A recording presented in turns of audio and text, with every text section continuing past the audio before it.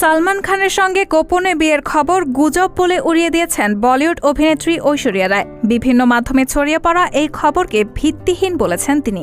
সোমবার এক প্রতিবেদনে এই তথ্য জানিয়েছে পাকিস্তান ভিত্তিক দ্য এক্সপ্রেস ট্রিবিউন। ভারতীয় সংবাদ মাধ্যমে দাবি করা হয়েছে, মুম্বাইয়ের লোনাভালার একটি বাংলোতে গোপনে বিয়ের অনুষ্ঠান সেরেছেন সালমান ও ঐশ্বরিয়া। প্রতিবেদনে আরও বলা হয়েছে, ঐশ্বরিয়া রায় বিয়ের জন্য ইসলাম ধর্ম গ্রহণ করেছেন, যা অভিনেত্রী পরিবারের কাছে গোপন রেখেছেন। গুজব ছড়িয়েছে সালমান ও ঐশ্বরিয়া এমনকি নিউ ইয়র্কে গোপনে হানিমুনে গিয়েছিলেন।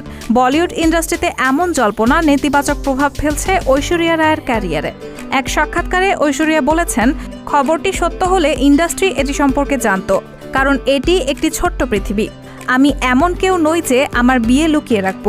গত কয়েক মাস ধরে এমন জল্পনাই চলছে যে সাবেক বিশ্বসুন্দরী ও বলিউড অভিনেত্রী ঐশ্বরিয়া রায়ের সঙ্গে তার স্বামী অভিনেতা অভিষেক বচ্চনের দাম্পত্যের দূরত্ব তৈরি হয়েছে।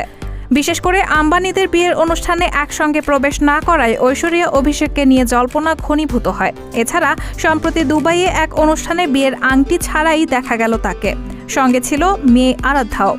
বিয়ের আংটি দেখতে না পেয়েই ঐশ্বরিয়া ও অভিষেকের দাম্পত্য কলহ নিয়ে ফের আলোচনা শুরু।